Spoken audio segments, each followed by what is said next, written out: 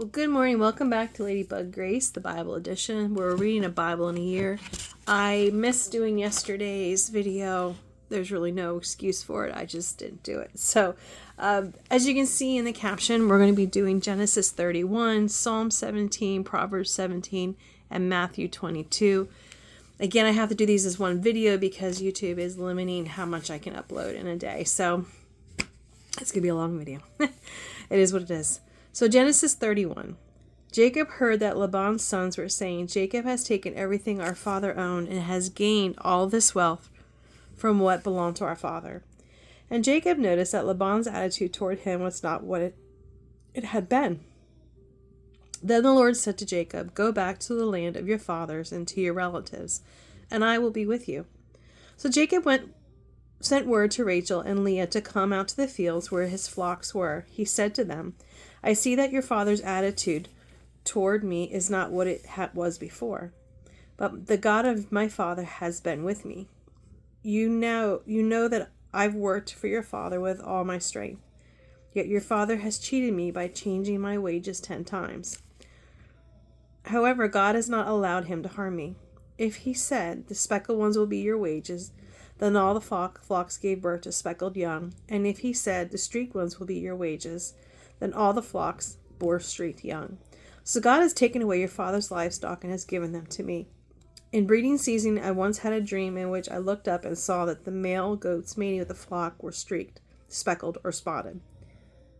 The angel of God said to me in the dream, Jacob. I answered, here I am.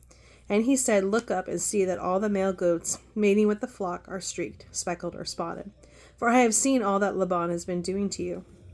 I am the God of Bethel, where you anointed a pillar and where you made a vow to me. Now leave this land at once and go back to your native land.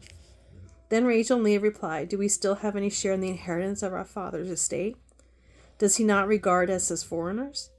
Not only has he sold us, but he has used up what was paid for us. Surely all the wealth that God took away from our father belongs to us and our children. So do whatever God has told you. Then Jacob put his children and his wives on camels, and he drove all his livestock ahead of him, along with all the goods he had accumulated at Padan Aram, to go to his father Isaac in the land of Canaan.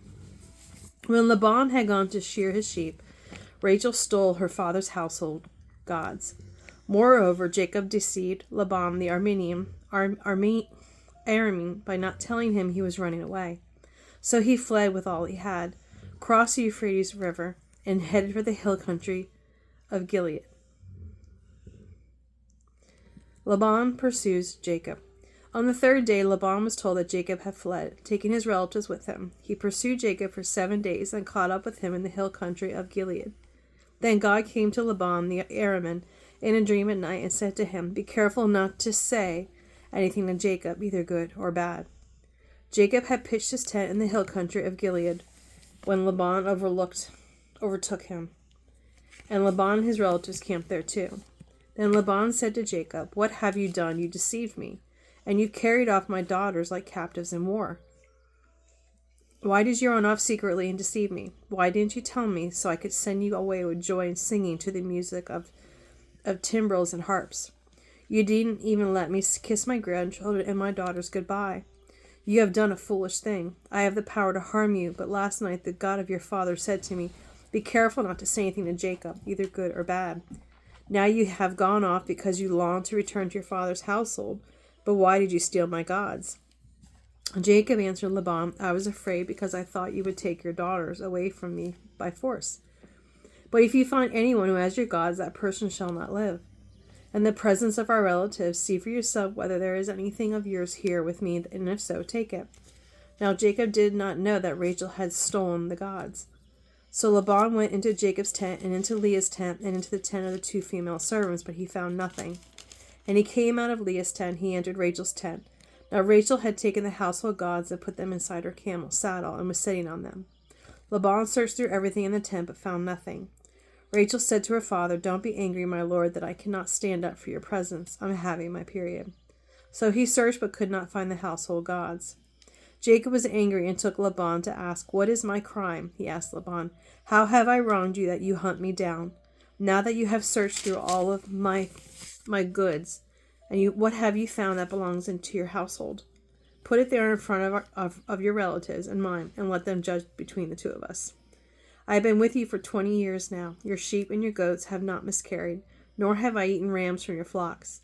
I did not bring you animals torn by wild beasts. I bore the loss myself. And you demanded payment from me for whatever was stolen by day or night. This was my situation. The heat consumed me in the daytime, and the cold at night, and sleep fled my eyes. It was like this for 20 years. I was in your household. I worked for your 14 years for your 2 daughters, and 6 years for your flocks. And you changed my wages 10 times.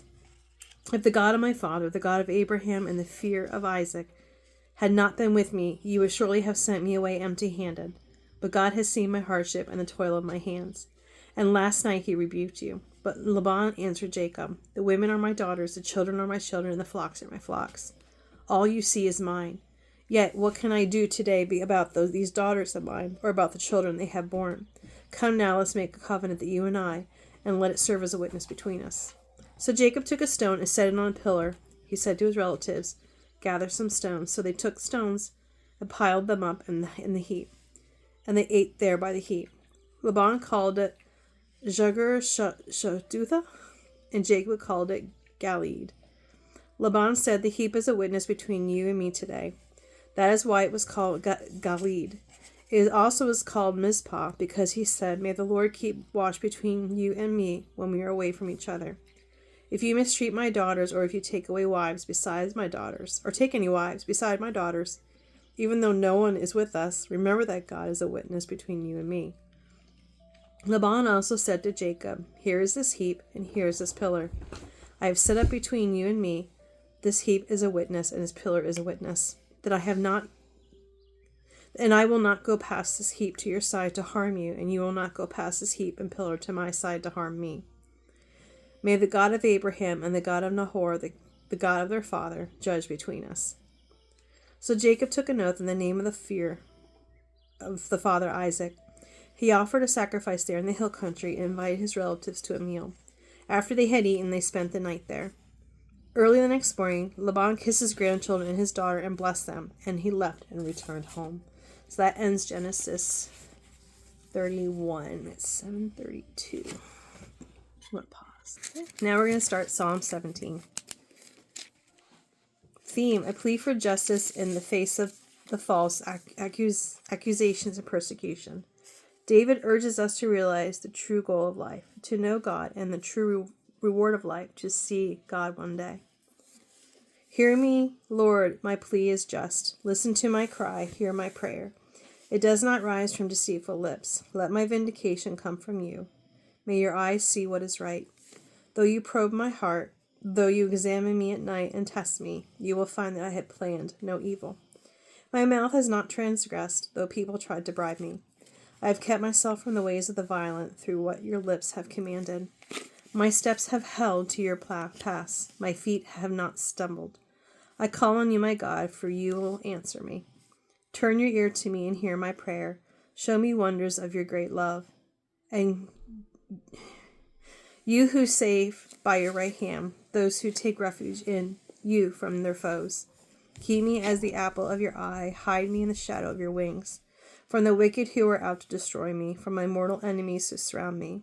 They close up their callous hearts, and their mouths speak with arrogance. They have tracked me down, and now they surround me. With eyes alert to throw me to the ground, they are like a lion hungry for prey, like a fierce lion crouching in cover. Rise up, Lord, comfort them, bring them down. With your sword, rescue me from the wicked. By your hand, save me from such people, Lord, from those of this world whose reward is in this life. May what you have stored up for the wicked fill their bellies. May their children gorge themselves on it, and may there be leftovers for their little ones. As for me, I will be vindicated and will see your face. When I awake, I will be satisfied with seeing your likeness. That ends the psalm. Proverbs 17. Better a dry crust with peace and quiet than a house full of feasting with strife. A prudent servant will rule over a disgraceful son, and will share the inheritance as one of the family. The crucible for silver and the furnace for gold, but the Lord tests the heart. A wicked person listens to deceitful lips. A liar pays attention to a destructive tongue. Whoever mocks the poor shows contempt for their maker. Whoever gloats over disaster will not go unpunished. Children's children are a crown to the aged, and parents are the pride of their children. Eloquent lips are unsuited to a godless fool. How much worse lying lips to a ruler? A bribe is seen as a charm by the one who gives it. They think success will come at every turn. Whoever would foster love covers over an offense, but whoever repeats the matter separates close friends. A rebuke impresses a discerning person. More than 100 lashes a fool. Evildoers foster rebellion against God. The messenger of death will be sent against them. Better to meet a bear robbed of her cubs than a fool bent on folly. Evil will never leave the house of one who pays back evil for good. Starting a quarrel is like breaching a dam, so drop the matter before a dispute breaks out. Acquitting the guilty and condemning the innocent, the Lord detests them both. Why should fools have money in hand to buy wisdom, when they are not able to understand it? A friend loves at all times, and a brother is born for a time of adversity. One who has no sense shakes hands in pledge and puts up security for a neighbor. Whoever loves a quarrel loves sin. Whoever builds a high gate invites destruction. One whose heart is corrupt does not prosper. One whose tongue is perverse falls into trouble. To have a fool for a child brings grief. There is no joy for the parent of a godless fool. A cheerful heart is good medicine, but a crushed spirit dries up the bones. The wicked accepts bribes in secret to pervert the course of justice. A discerning person keeps wisdom in view, but a fool's eyes wander to the ends of the earth. A foolish son brings grief to his father, and bitterness to the mother who bore him. If imposing a fine on the innocent is not good, surely to flog honest officials is not right. The one who has knowledge uses words with restraint, and whoever has understanding is even-tempered. Even fools are thought wise if they keep silent, and discerning if they hold their tongues. Now Matthew 22. Jesus tells the parable of the wedding banquet. Jesus spoke to them again in parables, saying, "The kingdom of heaven is like a king who prepared a wedding banquet for his son. He sent his servants to those who had been invited to the banquet to tell them to come, but they refused to come. Then he sent some more servants and said, 'Tell those who have been invited that I have prepared my dinner. My oxen and fattened cattle have been butchered and everything is ready. Come to the wedding banquet.' But they paid no attention and went off, one to his field, another to his business. The rest seized the servants and mistreated them and killed them. The king was enraged.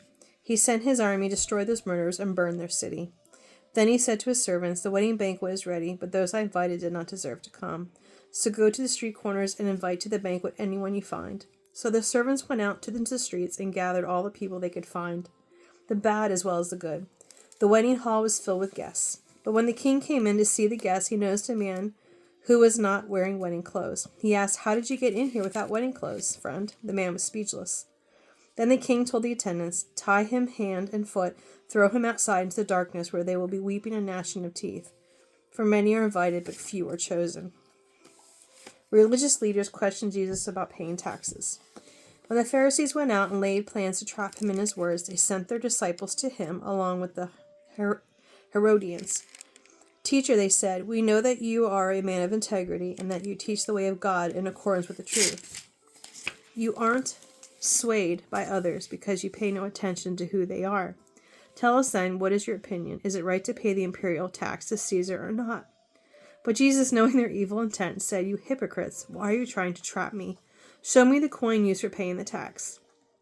They brought him a denarius, and he asked them, "Whose image is this? And whose inscription?" "Caesar's," they replied. Then he said to them, "So give back to Caesar what is Caesar's, and to God what is God's." When they heard this, they were amazed, so they left him and went away. Religious leaders questioned Jesus about the resurrection. That same day, the Sadducees, who say there is no resurrection, came to him with a question. "Teacher," they said, "Moses told us that if a man dies without having children, his brother must marry the widow and raise up offspring for him. Now there were 7 brothers among us. The first one married and died, and since he had no children, he left his wife to be to his brother. The same thing happened to the second and third brother, right on down to the 7th. Finally, the woman died. Now then, at the resurrection, whose wife will she be of the 7, since all of them were married to her. Jesus replied, "You are in error because you do not know the Scriptures or the power of God. At the resurrection, people will neither marry nor be given in marriage. They will be like angels in heaven. But about the resurrection of the dead, have you not read what God said to you? I am the God of Abraham, the God of Isaac, and the God of Jacob. He is not the God of the dead, but of the living." When the crowds heard this, they were astonished at his teaching. Religious leaders questioned Jesus about the greatest commandment. Hearing that Jesus had silenced the Sadducees, the Pharisees got together. One of them, an expert in the law, tested him with this question: "Teacher, which is the greatest commandment in the law?" Jesus replied, "Love the Lord your God with all your heart and with all your soul and with all your mind.